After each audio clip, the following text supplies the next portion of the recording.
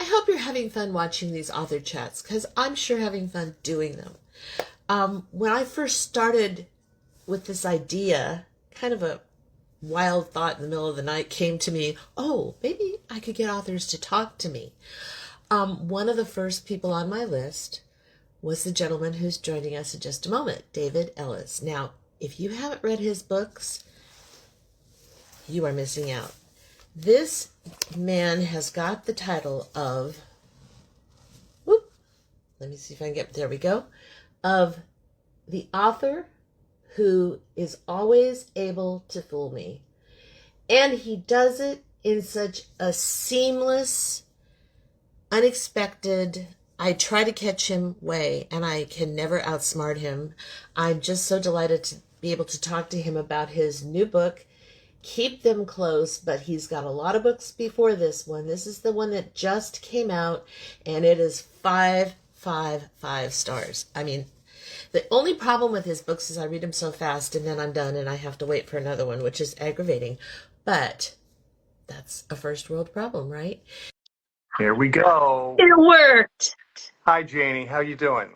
I'm great. How are you? I'm doing great. Sorry, I'm just trying to adjust on the fly here. That's okay. Take your time. Yeah. Gosh, why do I'm not good at this. Does that work? I'm not either. I stick it on a thing and then just hope it stays. Yeah, that's about right. That's about right. It's nice to be here. Nice to talk to you again. Thank you for saying yes. You were at the top of my wish list of people I would want to talk with, and I was so delighted when you said you'd give me a few minutes of your time because I know you're busy. Okay. I loved this book. It was a fun book. Janie, since I I took a little bit of time off writing my own books, and since I've gotten back into writing solo again, about COVID time, with Look Closer, that was my first one coming back. I've really tried to embrace the idea of fun. Like I have a little Post-it that I put in the corner of my computer that says fun on it. And I want every chapter to be fun and to create stories that are, deep in some sense with these rich characters, but on another level, it's just kind of a cat and mouse game, and you're playing the game with the reader. And I just wanted people to feel like, wow, this is really a good time. I'm really having a good time with this. I have a great time with your books. And like I said before you got on, the only problem is I read them so fast. But I have a confession to make. I discovered you with Look Closer. Yeah. Yeah. So I have some of your older books on my shelf now that I'm going to be reading. I have to get to them. But I went out and bought a few of the backlist ones because I was like, well, I want to read them all now.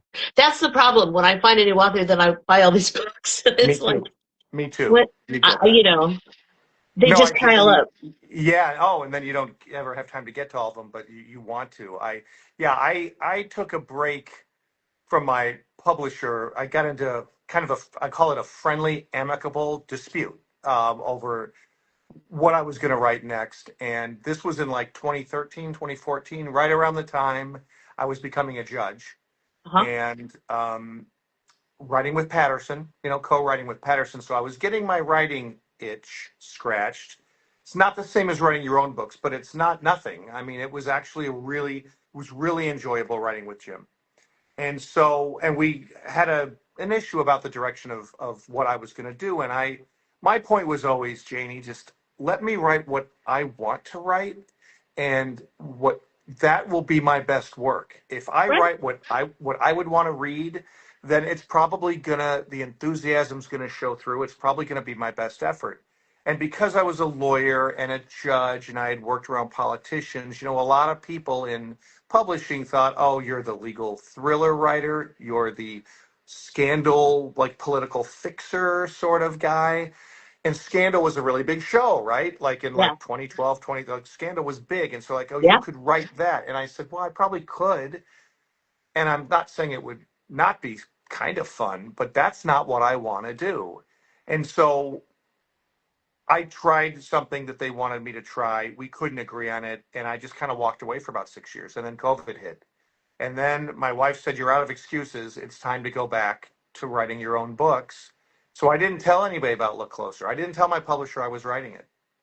I told my literary agent when it was halfway done, I didn't want anybody telling me what to do. I wanted to write what I wanted to write Sure. and what I wanted to read.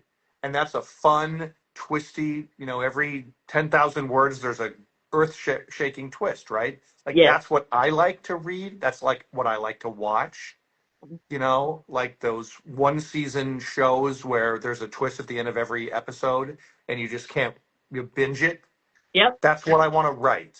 And so I wrote Look Closer and then said to my publisher, guess what? I wrote a book. And they said, oh, really? What's it about? What's the genre? I said, forget the genre. Just read it. Forget it. Tell me if you like it or not. And fortunately, they were very, very happy with Look Closer. And so I said, this is what happens when you let me write what I want to write. And they said, okay, write what you want to write. I think that's called art, Dave. Artists create what they feel, what they want to express. Yeah. And one of the things that worries me is I sometimes hear writers, smart writers, good people that I like and respect, say things like, it's hard to predict what's going to be hot next. Like what's the next thing I should be writing? If you're trying to chase a trend, you're doomed to fail. Number one, because that trend will, by the time you get that book idea onto the bookshelves, that trend may have changed. Right. But more importantly, you're not writing what makes your heart go pitter pat. Like I love the chase. I love the cat and mouse, the people trying to one up each other. That's all three of the books I've written in sort of the my second coming, as a writer have been like that. Yeah. And that's what I like. And that's what I'm going to keep doing. And I want to write Good. about messed up people who do messed up things to each other. Please keep doing it. And you know where to send the book when it's ready to be read, because that's what I love. And people go, well, you read so many mysteries and thrillers and you're a lawyer, so can't you just figure them all out? And I'm like, I love it when I don't figure them out. Please surprise me, because it's no fun. Well, there's two things I hate. First, I hate when I figure it all out, because now it's boring, right? Yeah. And the other is when I feel like the twist was thrown in for a gratuitous reason and it's just there to put a twist in and it doesn't really make sense in the story. And you never do that. Your twists are so organic and so flawlessly inserted into the story. I try so hard and I still don't see them. So it's not that I'm so smart, it's that you're so good. Well, that's very kind of you. I have all the advantages as the writer, like I will give you the information in whatever order I wish, whatever format. I can give you half the truth, but not all of it. And I can't lie, right? That's the one thing I can never do as the writer is lie to the reader, but my characters can lie to other characters and you can be watching and listening and fall for it. Right. Like that's okay. Or I could have a delusional narrator, right, who thinks he sees something happening that he doesn't, and that's not a lie. That's a delusion. Short of that, I have all of the weapons at my disposal, and you are required to accept the information as I give it to you. So it's not really a fair fight, but I assume I'm up against a really intelligent audience and people who are good at guessing this stuff. And so when I'm writing it, I'm thinking about it. I'm always thinking about the reader when I'm writing. I'm never thinking about, when you think about yourself, you get into trouble. Yeah. When you start thinking, oh, I just wrote something really great, or I'm going to win some award for this, or this is going to be really popular, you lose focus. The focus is on the reader. What is the reader thinking right now? Is the reader, are they believing this? Are they believing that? Are you taking them down a road? And, how can I be subtle? How can I drop some clues? So it's, like you said, a fair surprise, but without giving it away. And all that stuff, that's very fine-tuning stuff, which is really fun for me to do. But that's good training, because what did they teach you in law school? Because I know what they taught me. When you're in the courtroom, who are you presenting your case for? It's for the judge or the jury. It's not for your client. It's not for the other lawyer. When I'm on stage with my band, who am I playing for? I'm playing for the audience. Yeah, you always have to have your eye on the audience. Yeah. And trial work, people always say, why do so many lawyers like to write? And I said, because if you're a courtroom attorney, then you are a storyteller. That's what you do. You tell a story to a jury. Yeah. And you plan out that story. You don't go by the seat of your pants. You start your preparation for a case. Once you gather the initial information, right? You gather up what you need to know, and then you say, what's my closing argument?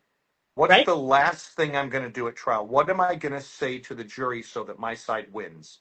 Right. And then you build your whole case to make sure that you're able to say all those things to the jury. Right. You work backwards. And so, writers who like to write suspense and they think about, I'm going to have a big surprise at the end. That's the same basic craft. Although And every like I said, case, I like to have surprises along the way too. I want you to enjoy the ride, not just have a big surprise at the end. But it's nice to have both. but every case, like a book, has a theme. Oh yeah. Oh, And has, like, absolutely. I used to give all my cases nicknames. People used to laugh at me, but I nicknamed the case based around what it was about, and I kept that in my head because I don't know about you, but as we were doing investigations and preparing, taking depositions, whatever you're Yeah. doing, Yeah. I'm always in my head. I'm always in the courtroom. I'm sitting in a Always. deposition, but my brain is in the courtroom. Like when I hear an answer, my brain immediately starts going, how's the judge going to take that? How, you know what I mean? It's Yeah. like Yeah. you never turn that off if you're a court, like you say, if you're a litigator, you get it. So let's go back. I want to play This Is Your Life for a minute. Okay. I want to get you acquainted with readers acquainted with you. So let's go back to the background a little bit, just in case. Did you grow up? Did you always live in the Illinois area?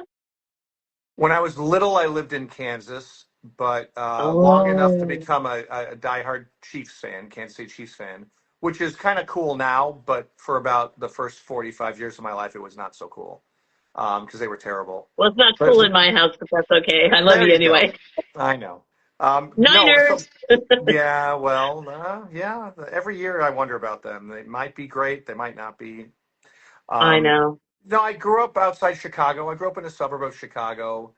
I born and raised there, or not born, but raised there. And high school, I went to U of I for college. I went to Northwestern Law School, which is Okay. not in Evanston with the rest of Northwestern. It's in downtown Chicago. Oh, okay. So it's a really beautiful little campus, literally right on Lake Michigan.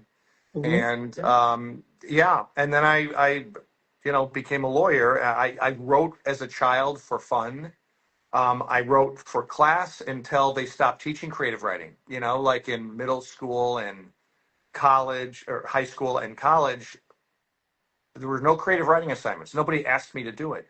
So I Oh, stopped because it wasn't on my, work list for school. And for me, school, like high school, was girls, football and baseball, and grades. And if creative writing wasn't assigned, I wasn't doing it. So, hmm, and I found that now with all my kids. All my kids have been through middle school, and one has been through high school, one's in the middle of high school, and the third is starting high school, and they aren't getting creative writing assignments. So, you know, if you have a child or a friend or a spouse, or it's you, if you want to um, get into creative writing, you just have to start doing it yourself or help your child do it. hmm. One of my kids wants to do creative writing, and she cannot find a creative writing class or even an assignment to save her life. And so I said, well, let's you and I write a story together. We'll trade off chapters, something, just to encourage her. But Yeah.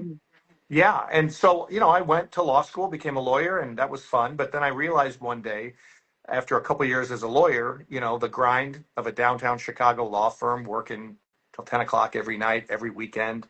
I Yep. thought, I love this, but there's another thing that I used to love that I stopped doing. And I made a decision: you're going to write a book.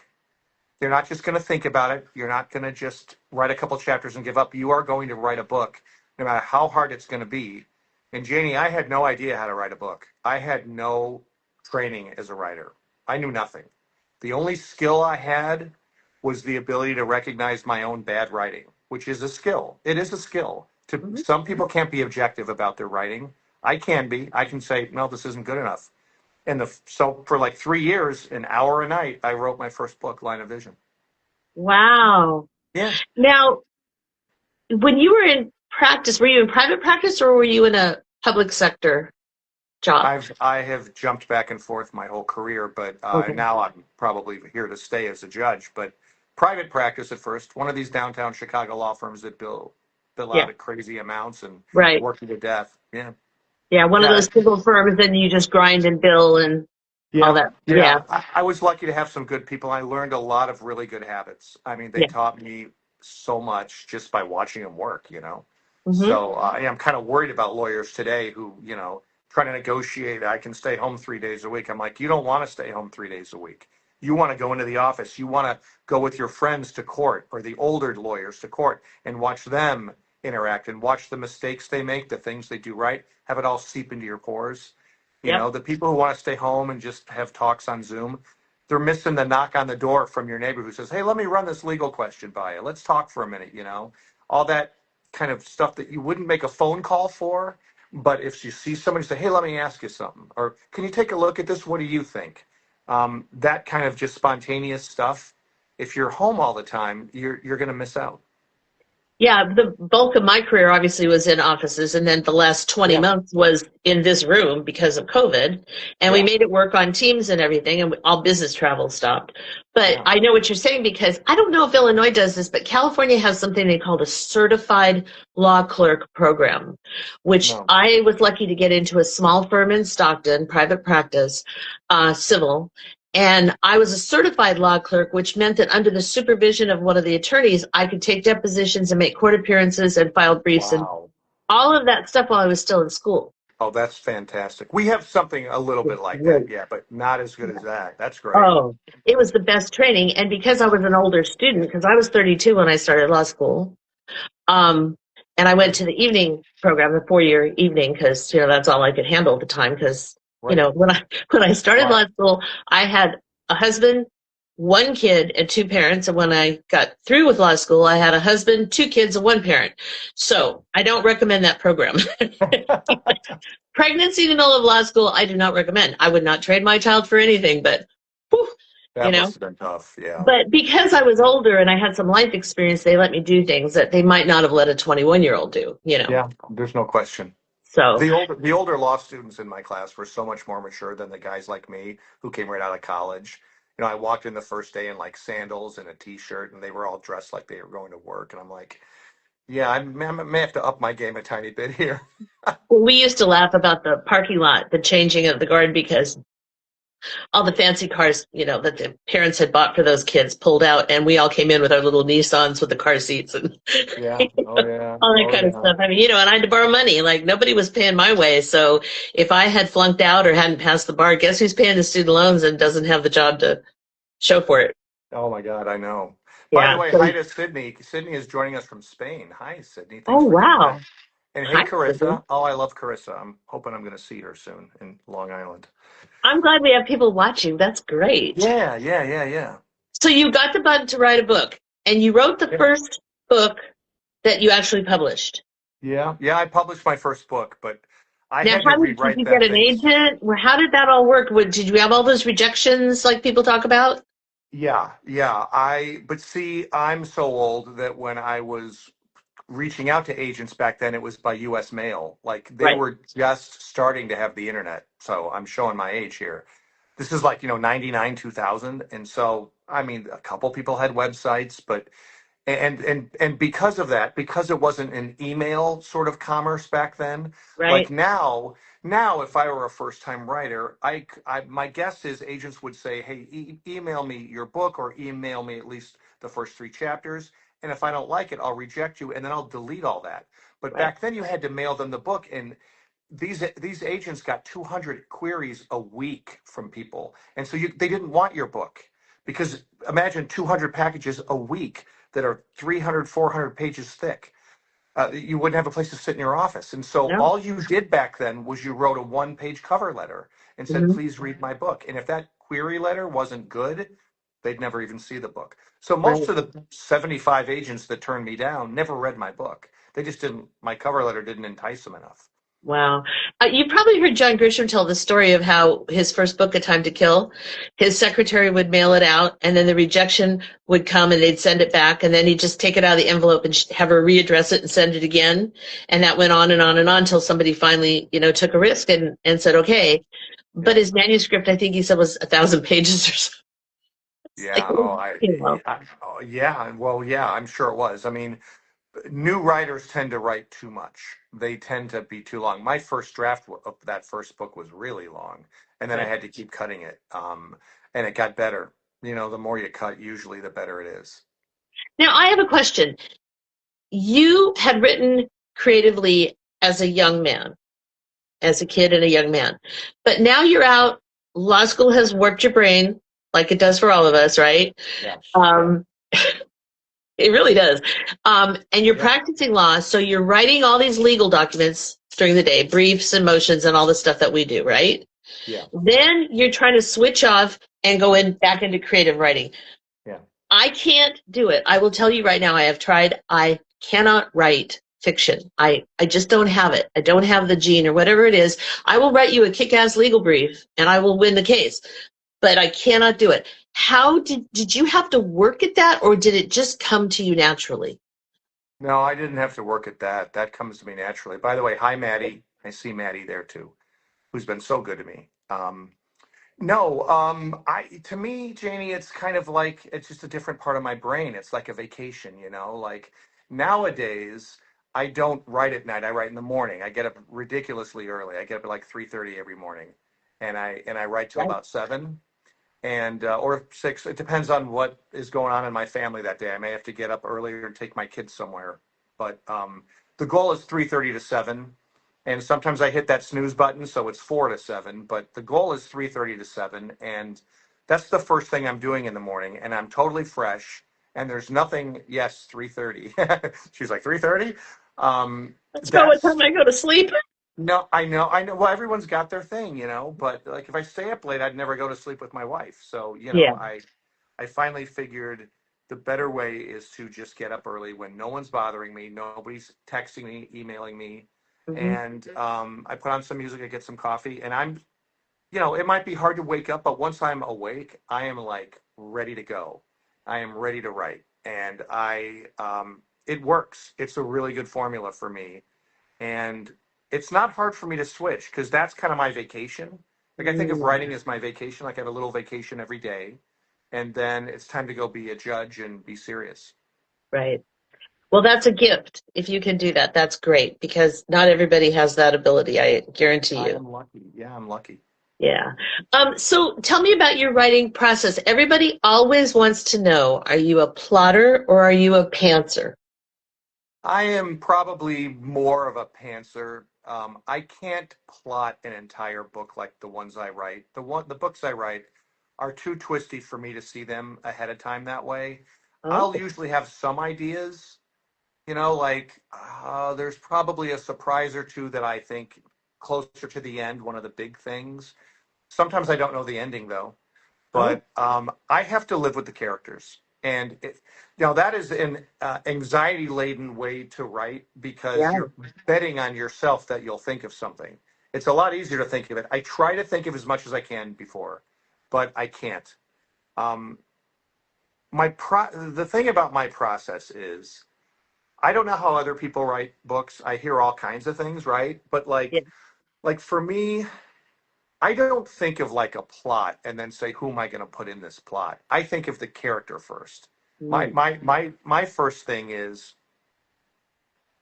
who do I want to spend time with? Like what character or characters would I want to spend 350 pages with? And so I choose that because if I don't want to spend time with them, you're not going to want to.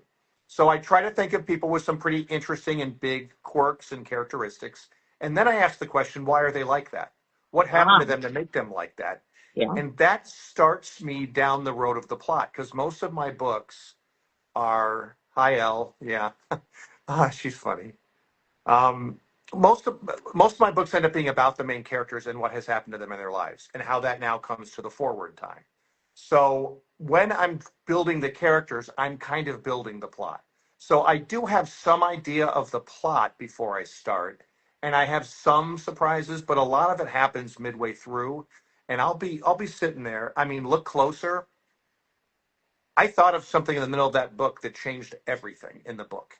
And you don't know that as the reader. You're just like, wow, what a cool concept. Or hopefully you think that, right? Hopefully you liked it. And you said, wow, that was really wild. It Oh, yeah. was wild. It It was was. wild enough that I didn't think of it until I was midway through. And I said, well, what if this were the case? And I'm not going to spoil anything. And so then, of course, I had to change a bunch of stuff. I had to go back to a lot of stuff and change it to accommodate this change. It's not, Jim Patterson would say I'm not being efficient. He's right. I'm not. That's not efficient. That delays your book because you got to go back and redo a bunch of stuff. Right. Oh, Maddie, you know what I'm talking about and look closer. But sorry, I'm responding to these questions as they No, pop that's up. okay. That's great. I'm glad we have people that are commenting and interacting. That's wonderful. Yeah. So you know, that's how I do it. So more, it ends up being more pants than outline. Patterson outlines everything and he recommends it. And that's why we were always an interesting mix when we would write together, because I think of things as I go. And so as I'm writing the book with him, I will change things from his planned outline and we'll talk about it. He'll be like, I see you changed something. And I say, yeah, sure. Why not? Hi, Taylor. And if it's a cool idea, he doesn't care. Like, he doesn't care. The great thing about Patterson, there's a lot of great things about him. I really have so much respect for that guy. But one of the great things is he doesn't care whose idea it was. He just wants it to be cool because it's all about the reader. It's not who came up with the idea. So if I come up with something and say, hey, wouldn't this be cool? He'll say, well, let's give it a shot. You seem excited about it. Let's try it. And if it pans out, or whatever that is, if it doesn't pan out, if it doesn't work, we'll go back to the outline. But if it works, let's roll. Let's roll with it and talk about it. So it's a very collaborative process. And he lets me be my weird self who gets ideas in the middle of the book. So we sort of have this hybrid of his outline, but then a few things that come in because, you know, they popped up as we went. It's been a pretty good combo. So that brings up two questions I don't want to forget to ask you. First one is, how did you get started writing with Patterson? And I do want you to tell folks about the new book you have coming out with him, because I have to read it. It sounds fascinating. Oh yeah, that's a boy. That was probably the second craziest writing experience of my life. The craziest was when I wrote a book with Jim Patterson and Bill Clinton. One of the Clinton-Patterson collaborations, the first one, was called The President's Missing. Yeah, that was me. I didn't realize you were in on that one. I love that book. Yeah. So that was crazy because the president's daughter. That was not me. That was a different co-writer, but I did The President is Missing, and they couldn't put my name on the cover, you know. Yeah, Jim and Bill, exactly.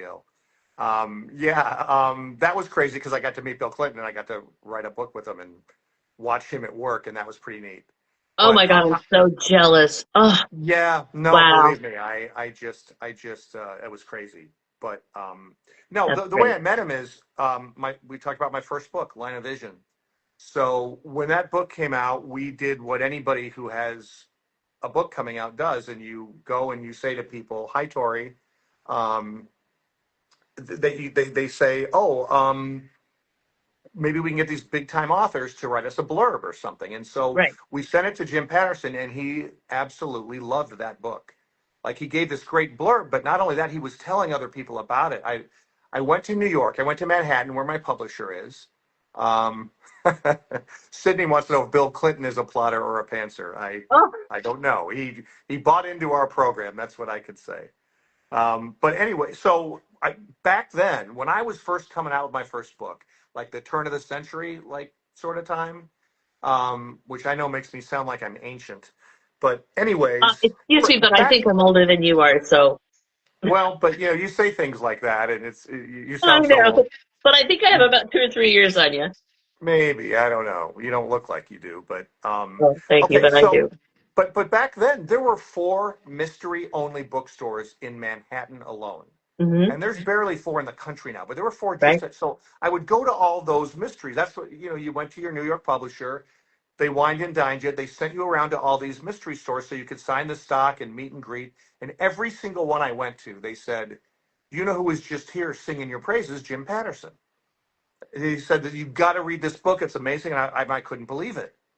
So anyways, fast forward now to about the year 2009.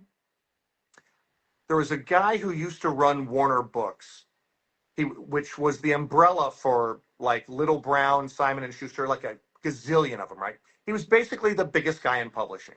He was at the top. And he said, you know what? I've done everything I can on the publishing side. I'm going to go be a literary agent. And he Oh, reached out to me and said, do you want me to be your agent? And I said, yeah, of course. You're a rock star. And so he was buddies with Patterson. And so they were having lunch one day, and Jim was asking him, how's the literary agent career going? And who are your clients? And he mentioned me. And, this was like 9 years later. But of course, Patterson, with that brain of his, he's like, oh, I know Dave Ellis. He wrote Line of Vision. I really like that book. And so they said, well, do you want him to be one of your co-writers? And he's like, yeah, I think that'd be cool. So my agent asked me, and what do you think I said? yeah. I said no. You said no? I am the one, for a guy who has a couple of brain cells, can be pretty dumb.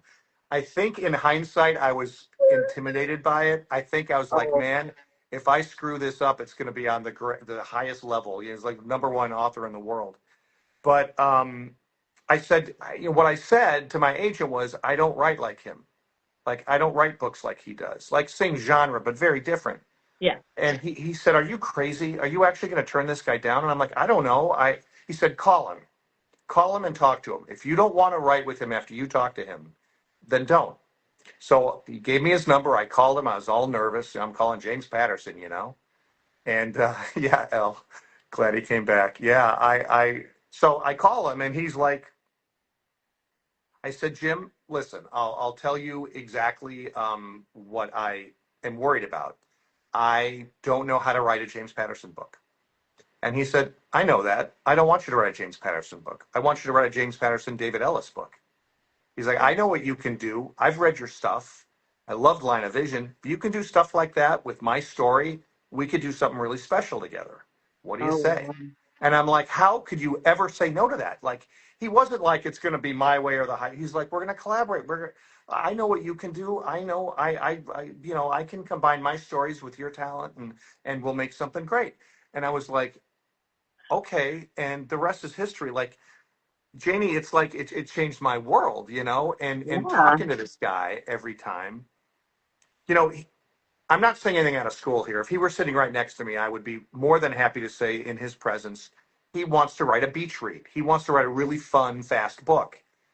He's proud of it. He's like, that's what you want from me. That's what you want. That's what I'm going to give you. And he slowly got me into that mindset. He writes short chapters. Why does he write short chapters? They have Yep. to be 1,200 words or less. That's his Right. rule. Right. He's only made 2 exceptions with me for that. One was for the president book I did, and the Mhm. other was for the Hitler book coming out in September that you wanted me to talk about in a minute. We have a couple of long chapters there. Otherwise, it's always that. And Mhm. he thinks that people want their scenes in short, quick bites, something really fun and powerful in each scene, and then move on. And if you keep that pace up, the reader will read it fast, they'll stay in the pace, they'll enjoy it more. The less times a reader puts down the book, the more they enjoyed it. And when I first heard that, I thought that sounded kind of transactional. And then I realized, who gives a crap if it's what it is? It's for the reader. That's more fun for the reader. That's more fun for me. And so I do that too. I've slowly seen my craft just sort of bend towards the way Jim does it. My books are still different than Jim's, Yeah. you know? And, he just read Keep Them Close, and he called me, and he always does this when I come out with a book. He laughs and he says, why didn't you write a book like that for me? And then ha ha ha. But he's super supportive. Like, he's just a teacher and a colleague. And although he's always at all times been the boss of our relationship, I can't think of one moment where he made me feel that way.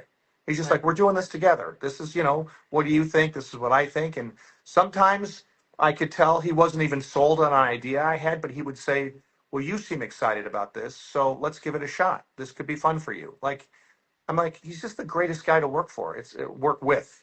He would say And with. He would correct me. and a guy with all that success could have the biggest ego in the world. And he sounds like he's just so gracious. He has no ego. I mean, look, Wow. he can't pretend like he hasn't sold a gajillion books and made this fortune.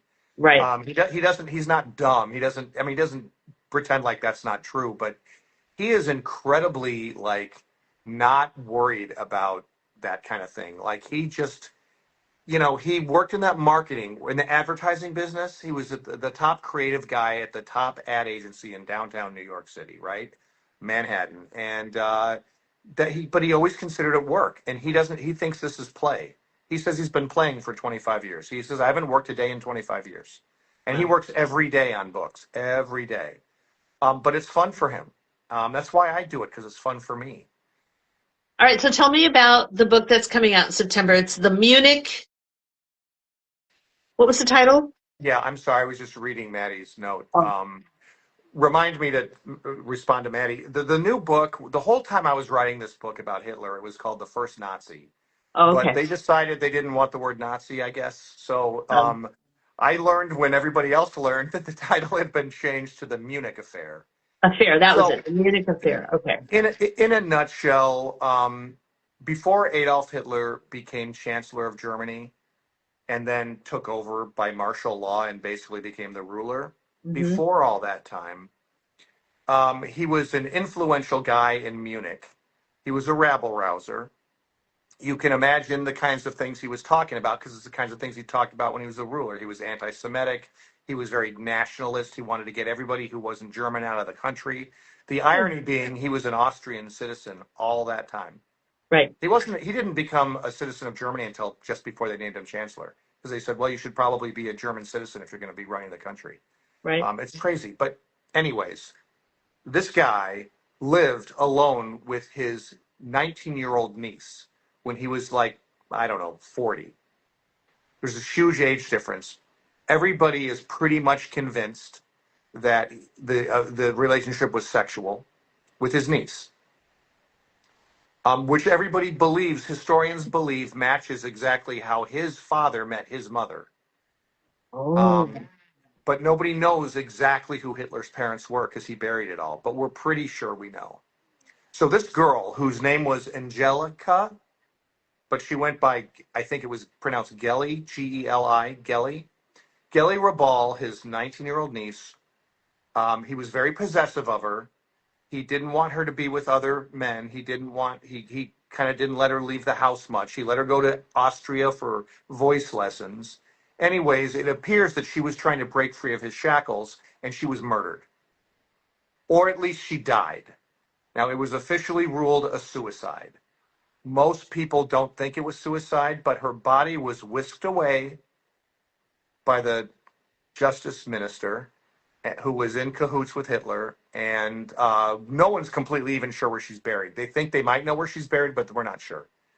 And so we took that premise and we said, let's write historical fiction. So we are not completely faithful to history, but we basically follow history. And there's a cop in Munich who wants to solve this murder and who doesn't believe sees a cover-up, is fighting it, and meanwhile the Nazis take power and he tries to take down Hitler.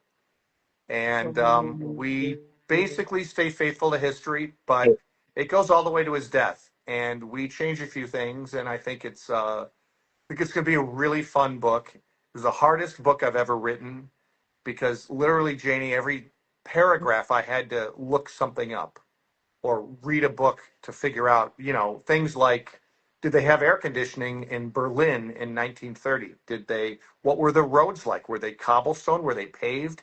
Did they have running water in rural Germany? Like, I don't know. I don't know any of this stuff. So, what kind of hats did they wear? What kind of clothes did they wear? If Hitler got all dressed up, what did he look like when he was dressed up? Well, how would a woman dress up? What did the nightclubs look like? What kind of guns did they use?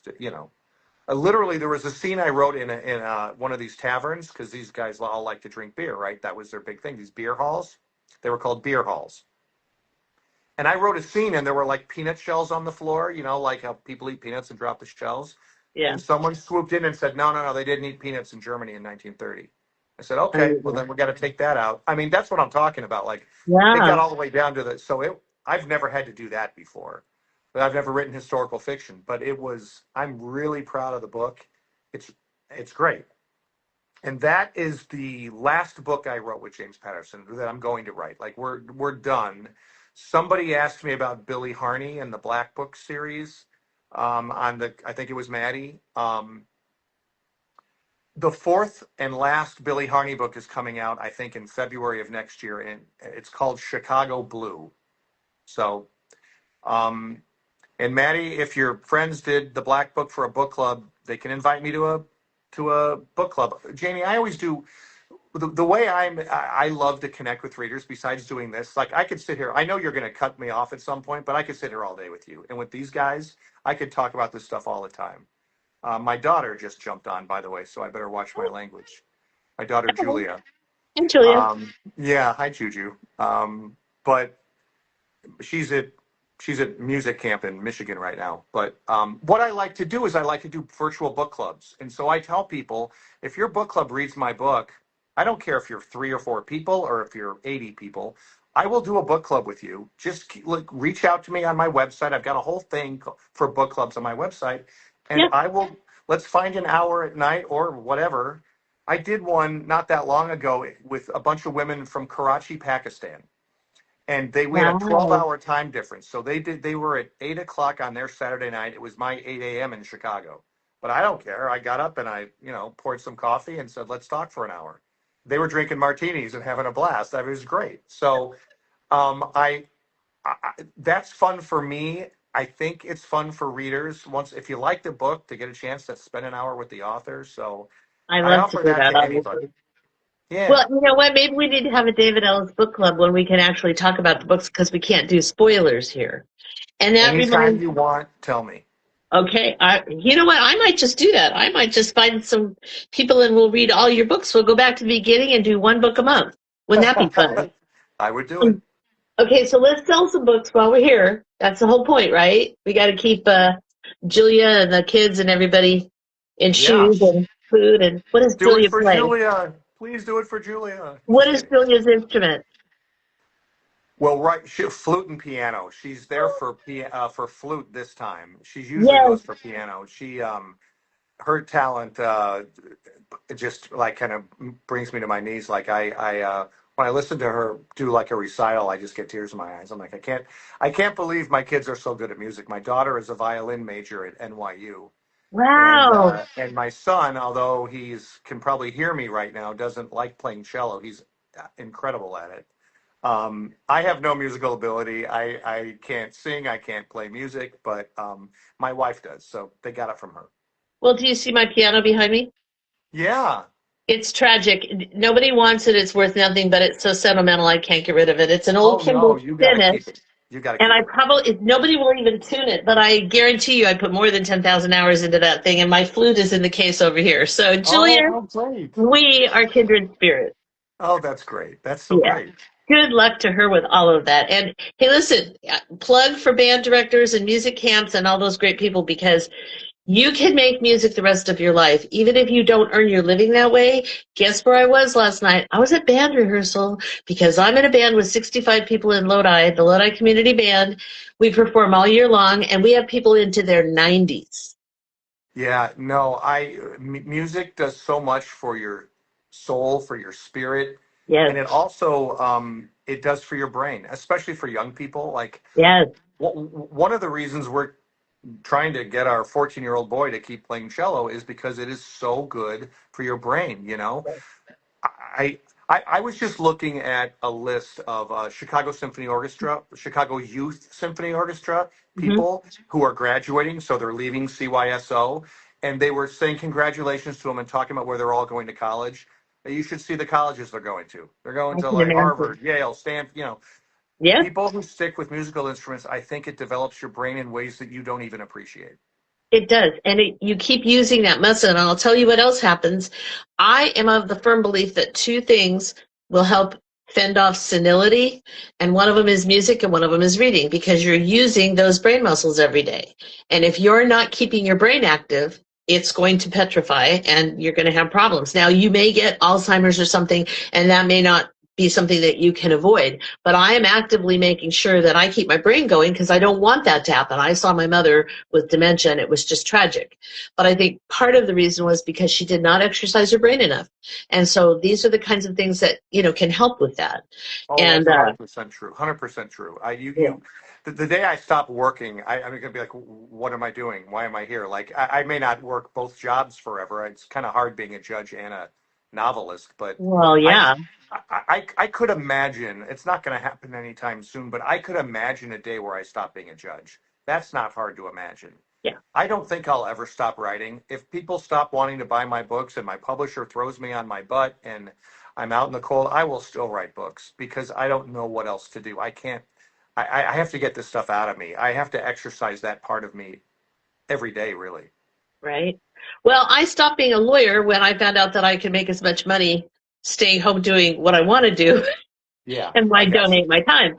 But let's talk about keep them close. Now, we can't say too much about it. Right. But where did you get the idea for this book? Was Allison the first character who appeared to you that set this I book in mean, motion? I mean, yes, but I told you how I begin a book. I think of characters. Yeah. So in my new iteration as a novelist with these last two books I've written, and my other books are like this too. But I'm really into this idea of people trying to one up each other and smart people in combat with one another in some way. And I was talking to my wife about uh, I'm sorry, Maddie just made me laugh. Uh, that was funny. She was laughing about something I wrote in the new book. Oh. Um, yeah, Luke is kind of a funny guy. Luke is one of these Oh. guys who has a stream of consciousness going in his brain and thinks about things. Mhm. And Yeah, but the clock hand. Oh, good. yeah. But the very first thing that I did was I thought, what scenario can I create where people are in combat with one another in an interesting way? And when I asked my wife this question, we were cleaning the kitchen after dinner, and our children were in the other room. Now, my three children, I am pretty sure from what everyone tells me, when they leave our house, they are wonderful people to everybody else. But inside the house, it's like law of the jungle. It's like Darwinian. I mean, they can be competitive, they can be cruel. And so when I'm asking my wife, what kind of dynamic could I use that I've nenever used? She just pointed in the other room and said, how about siblings? And I'm like, oh my I love it. God, this is brilliant. I'm like, yes, my Yeah. whole world opened up. And so then when I'm creating characters, I'm creating two characters that are influenced by their experiences with each other. And so I created Allison and Luke at the same time.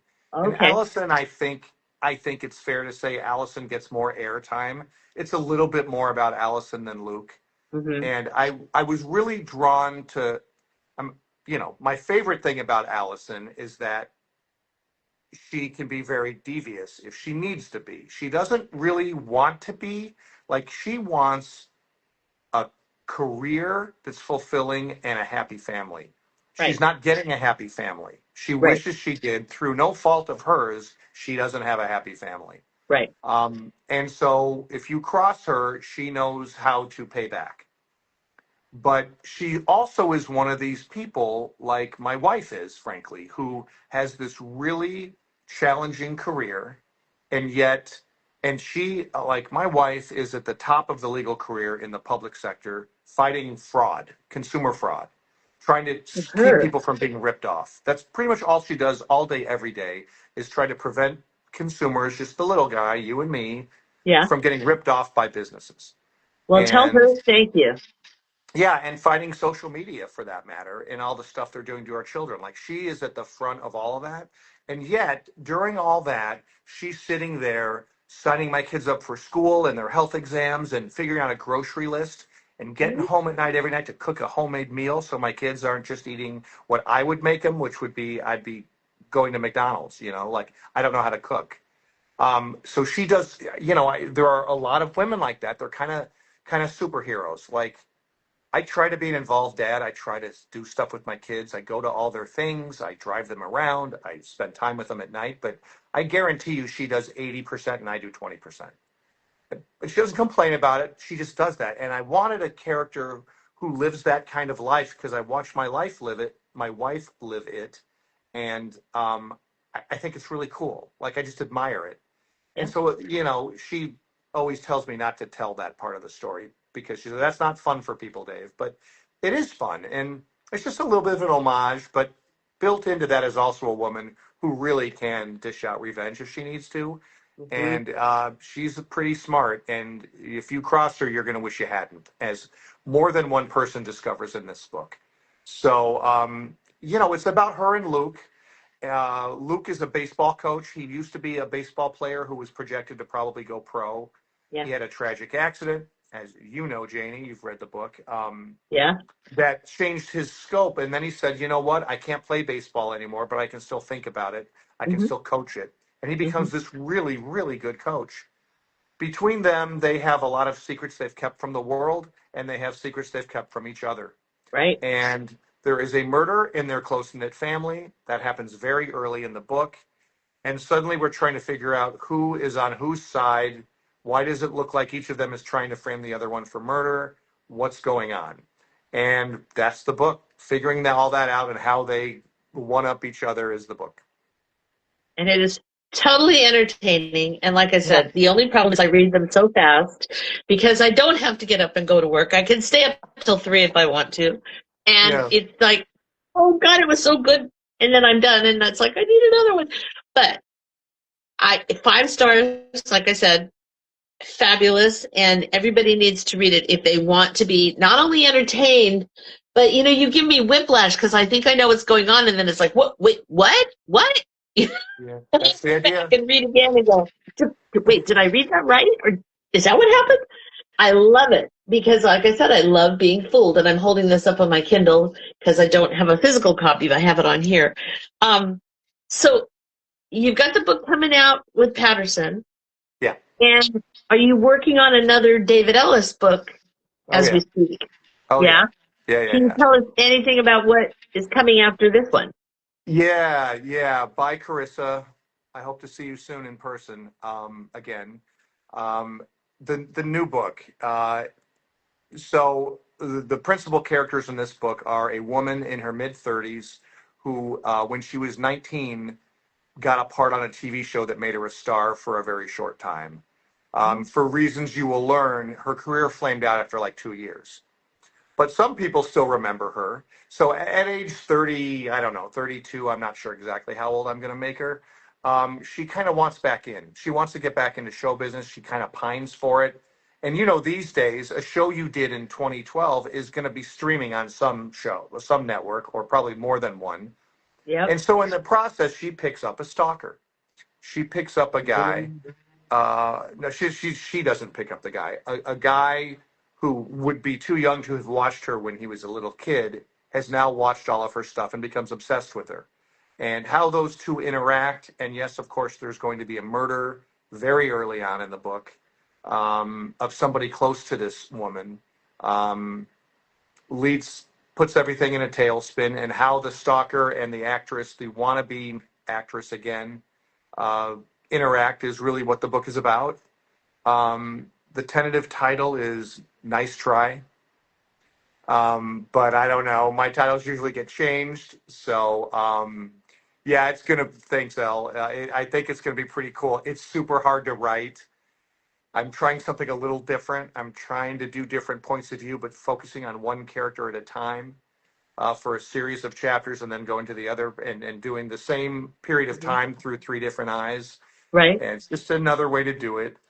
Yes. Elle is reminding me that I have had other titles that were taken away from me. When I wrote Look Closer, the title was supposed to be Remember Me with a question mark, which I thought was the creepiest, coolest title ever. But the publisher said you can't have a fiction novel with a question mark in it. And I said, why? Says who? Right? I thought that book was kind of different. Let's have a title that's different. But they won out, and we named it Look Closer. And when I wrote The Best Lies, I wanted to call it, what do you call, not a pathological liar, a compulsive liar? I wanted to call it Compulsive, but they didn't like Compulsive. They didn't like that title, so I called it The Best Lies. When I wrote Keep Them Close, the title, it's about siblings doing awful things to each other, right? It was called Play Nice, which is an excellent title. The problem is another book called Play Nice came out like 4 months before this was going to come out. Oh And yeah.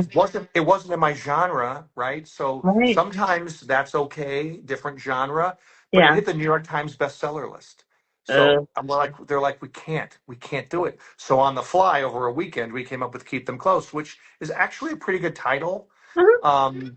I like Play Nice. So I told you the new one, I want to call it Nice Try. I think that's a great title for a mischievous sort of book like this. But who knows? Who knows? It sounds fascinating. I can't wait. It's going to be Um, fun.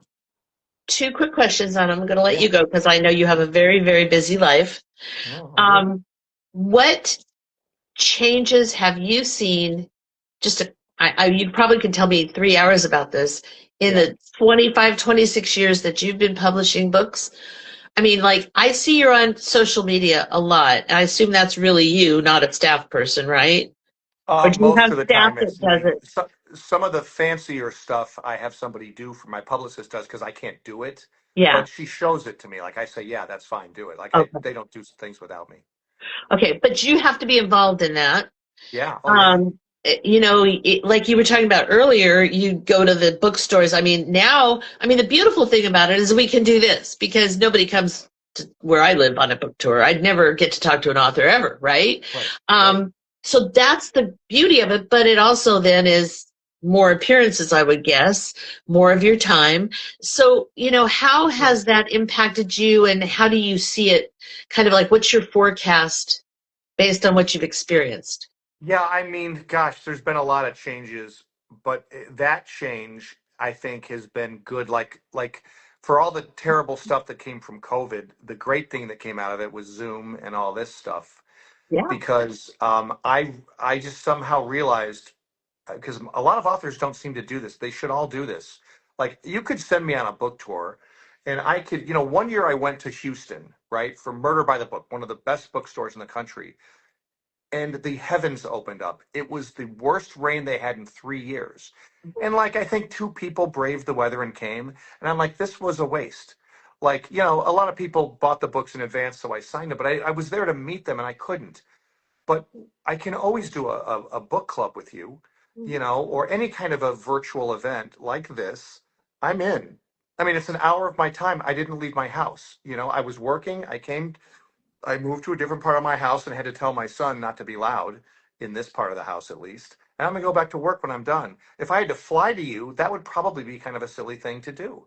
It'd Right. be fun. It'd be fun, but it would probably not be a good use of anybody's resources. But so that's been great. And these book clubs, I do them like every week. Like people, I pin it to my Instagram and I tell people whenever I interact, hey, let's do a book club. And they're like, really? I'm like, yeah.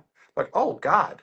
So, if you like, that has been great because I have been able to touch, so to speak, so many people one on one, look them in the eye, answer the questions they want. And this is how I talk, like totally chill, like no airs. Sometimes people are nervous, I just went to the Columbus Book Festival this weekend. And one of the things I did, the best thing I did the whole time, Janie, was there was a speed roundtable where authors would go to one of six tables where readers were sitting, talk for 10 minutes, and then rotate. So I Oh, got to go to each of these tables. I probably talked to 60 people, maybe 50. And most of them were like shy. And one of the groups actually knew me, like they were there for me. Like they had all read my books and they were like, they moved the name tag so that mine was by them so they would get me first. And yet, when I walked up, I didn't know that because they were so darn shy. And I'm like, guys, don't be shy. Let's talk. Let's do this. It's fun. Whatever you want to talk, I don't care. And then they immediately were like, okay. Then they all like let out their air and they're like, let's talk. And we had the great. And I got there early, and I sat with them early. We talked for like 25 minutes. That was my favorite thing of the whole conference was just getting to sit here and chat with people. So, and as you can tell, I don't mind talking. I just blabber about whatever. You can ask me anything. That's the best thing that's happened from COVID is the ability to like reach out to people this way. And I like to interact on Instagram. I don't do it as much as I wish I could. I'm not on TikTok because my publicist said if you're not going to be active, don't do it. mm. Because I know that I'm on TikTok. I know I'm being talked about on TikTok, and people tell me, and I'm grateful. And I keep thinking I should go on. I should go on. And she's like, only if you're going to interact, and I probably won't. But I do try to get that word out to everybody is let's do a book club. That's the best thing that's happened. Excellent. Okay, Yeah. and then the last question that I have for you, because believe me, I could talk to you all day too. It's like just delightful. Yeah. Oh, fun. With everything that you have going on, writing, and by the way, does your court stay in session all year, or do you guys take a recess? All year. Okay, that's what I thought. Yeah. Yeah. And you're an appellate judge. Yeah, which is easier than being a trial judge. If I were a trial judge, I'd have lawyers in front of me every day and parties in front of me every day, and I'd try cases. And Right. Janie, how long can a trial take? As long as it goes. It could be Uh, long. yeah, I'm I on the have Court of for years. Appeals. So any case in basically Chicago that is criminal or civil, if you're convicted of a crime or you're unhappy with your civil judgment, you appeal to my court. I get briefs in writing. I get the record from the trial court in electronically. Yep. So, many days I will not talk to anybody else except maybe my law clerks because I don't need to. I've got the briefs. I'm writing my opinion. I'm talking to the other judges on my 3-judge panel about how to decide a case, or we might disagree. We disagree. That's okay. But I can control my schedule a lot, That's really, being on the appellate court in particular is a really good fit for being a writer. I bet. And it's very different. I mean, I've done a lot of appellate work. I was very fortunate to be able to do that. It's a different type of practicing law because you've got a record, you've got for people who don't, know this, it's a limited universe of facts because the record has been established, the case has been tried, it's all been memorialized. You're not going to get those surprises in the courtroom. Like, we've all had, a witness go sideways or somebody says something you're like, you didn't say that in your deposition, and you're flipping for pages to find it, to impeach them or whatever. It's a limited set of facts that you work with, and then it's all decided on, the law was not applied correctly or whatever the lower court did, however, the different issues. But it's a quiet work. Yeah, it's very solitary. There are judges who get up to the Court of Appeals and say, I got to go back to the trial court. I need people around me all the time. Yeah. I do not. I as you can see, I'm fairly social if you get me going, but I can be alone. I can sit alone all day with a computer. And it's nice to have the two different things I do with the two different computers. If I were in my office right now, I have an L-shaped desk and I have computers on each side of the L, and I just swivel. Now I'm a judge, now I'm a writer. I go to work, but not every day. I probably go into the office twice a week. This summer's been a little different because I've been touring for my book, but I'm also working on judicial opinions on Sunday morning early, or Saturday night, probably not Saturday night, but like if I can do it whenever because I just need my computer, and if I need to call my clerks or grab them in person. So it's really amenable. It's really, the two are pretty compatible. I'm not saying it's easy to do both. It's not. But if you're going to do both, that's probably the law job I would say would be easiest. Right. Well, it obviously requires a lot of time management that you become very good at, because otherwise you wouldn't succeed at both. We know that. Yeah, it's very demanding. Plus, you have to pay attention to your family and your other obligations. So with all of that going on in your life, and by the way, I don't want to get off of here without mentioning you did have a very controversial case, a big one that I read about. You were the guy who prosecuted Blagojevich. Yeah. Rod Blagojevich, our former governor. That was that was crazy. I prosecuted him in the impeachment trial before the Illinois Senate. So I didn't prosecute him criminally. No. I was the first guy who prosecuted him. So when the House of Representatives impeached him, and I handled the impeachment because I was the lawyer for the Speaker of the House. So I did the impeachment, too, which is the accusation part in the House, and then it goes to the Senate for trial. And I thought they were going to hire some big fancy lawyer from downtown Chicago, because a lot of them wanted to do it because it was kind of high profile. And then the Speaker and the Senate President said, no, you're going to do it, Dave. Wow. And I was like, I'm going to do it? Okay. And Maddie asked if that's what inspired breach of trust. Yes, it is, Maddie. And there's a longer story there I'll tell you sometime. But yeah, Rod Blagojevich, that was a crazy story. And I'll tell you just a tiny bit because actually Maddie prompted me. But I was writing a book about him already. Oh, you were? Yes, because this guy was driving us crazy in the Illinois legislature. Yeah. And I was trying to write books, right? And Blagojevich had us working every day. He wouldn't let the session adjourn. He called a special session every day over the summer so nobody could leave Springfield. They were like held hostage. We had all this crazy stuff going on. And my publisher said, why aren't you getting your book done? What's wrong? And I said, nothing's wrong, but I've got this crazy governor I'm dealing with. And of course, back then, nobody knew who the governor of Illinois was. And certainly now nobody in Manhattan knew.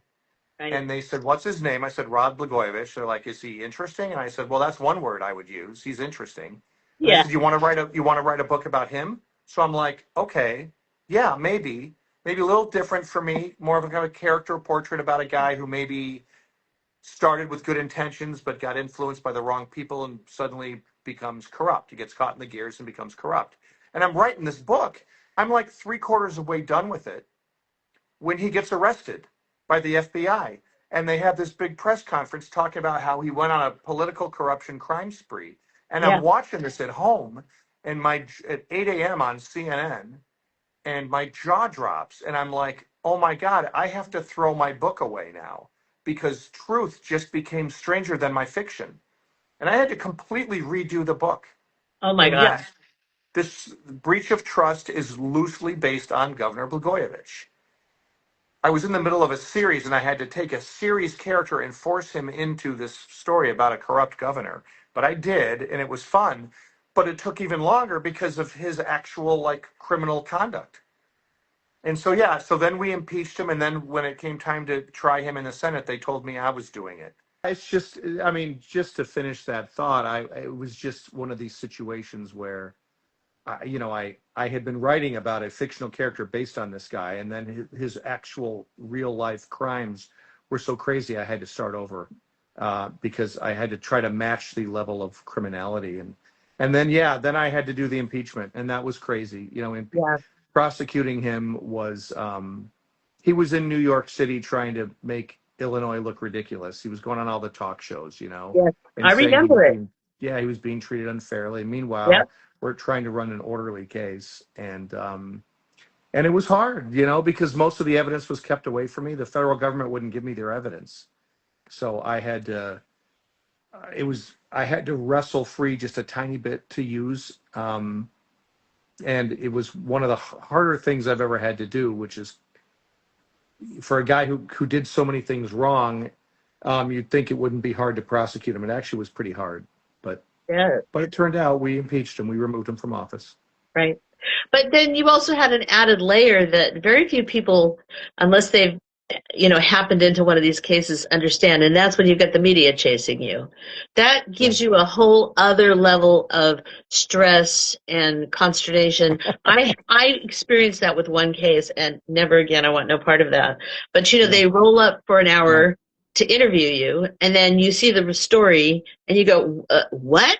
I mean, it's like out of context. They take one little sentence. They can't seem to get the facts straight, and then the headlines, you're just like, oh my God. So I wanted no part of any of that. That was a good lesson as far as learning not to just believe everything you read. Yeah, it was pretty hard. I asked the Senate during the impeachment trial to impose a gag order on me. So they created their rules, and I said, whatever else you put in those rules, will you order me to not talk to the press? So then every time they call, I can just say, I'm sorry, I'm not allowed to speak with you. Afterwards, I talked to a lot of people. But the morning after we impeached him and removed him from office, I guess convicted him is what you would say. I know that CBS Morning News wanted me on to go live, and I was so tired, I said, I'd rather just sleep in. Because I've been working, 20 hours a day for like 3 weeks getting ready for that. They only gave me a few weeks to prepare for this because they said we have to get going with government. We have to see how this turns out. And then we have a legislative session to run. So hurry. So it was all just kind of a chaotic nightmare. But we got through it. We got through it. And you did the job. He should have just resigned. If he had resigned, they wouldn't have impeached him. Well, but he wouldn't resign. Yeah, he wasn't very smart to begin with if he was doing based No. on what he was doing, and then his publicity campaign was something else too. Yeah, he's a real character. I mean, he's out now because Right. President Trump commuted his sentence. He served 8 years. To me, that's probably about the amount of time he should have served. He got a 14-year sentence. I thought that was too much. Yeah. I think we sentence people to too many years in prison in this country. Well, yeah, I used to hang out in prison. I could tell you a lot of stories about that. Oh God, yeah. Yeah, because I did my last 14 years with corrections. Oh, okay. So most of the Well, time I was hanging out in San Quentin, which is just all kinds of fun. Wow. Because Yeah, it's you're full gonna of have stories. myth and legend and lore. And I didn't deal with inmates. I dealt with employees. They're worse than the inmates sometimes. I bet. Prison guards, Employee interesting group of discipline. people. Yeah, Yes. I got stories. So I'm gonna let you go because I know you have a lot to do. Before we do that, I just want to know if you've read a couple of good books recently that you can tell everybody about. Give them a big plug because everybody wants to know what authors read. Yeah, so my favorite books that I've read recently, The Anniversary by Alex Finley, a serial killer who strikes once a year, and two people who manage to escape that serial killer once upon a time. It's fantastic book. Guess Right. Again by Charlie Donnelly. I'm Mm, just starting. If you know anything about it, don't tell me. Kind of a I've read it. grizzled cop solving a cold. Yeah, and anything Charlie does is fantastic. Yeah. I just read an arc of a book called Scream City by Hannah Morrissey, and it's about the child of a serial killer, and the serial murders start again, and it's set in Milwaukee. She writes really dark noir sort of Yes. stuff set in a fictional town called Black Harbor. She's Yeah. written 4 Black Harbor books. They're all great. And you can read them in any order. Anything Hannah Morrissey does, I pick up right away. Oh yeah, I love. What's the first one? Hello, Transcriber. Yes, exactly. Oh, it's a great. It's amazing. I know. Oh, definitely. Okay, Do, well, do you know where she got that title from? no. She used to be a transcriber for the police, and it's how she met her husband. Is her husband was a detective, and when he's transcribing notes, he was a nice guy. He is a very nice guy. I know him well, good friend of mine. And he started, instead of just going right into we have a dead body, here's the scene. He said, "Hello, transcriber." And she said she fell for him when she heard his voice. So that's pretty cute. Oh my God, that's a I know, great that's a pretty good story. story. I had no idea, but I just know she's a great writer. He's great. Yeah, and I have some more. I think I have her new one. I think I have an art. I have to look. Of Scream City? Yeah. I think I have Scream City. I think they sent it to me. I'll have to look. They probably did. It's a pre-order stage right now, but you should pre-order it. It's really good. He's a great writer. All right. Well, I'm going to say thank you again. This was. I'm grateful to do it. Anytime, Janie. You're very easy to talk to. You make it easy.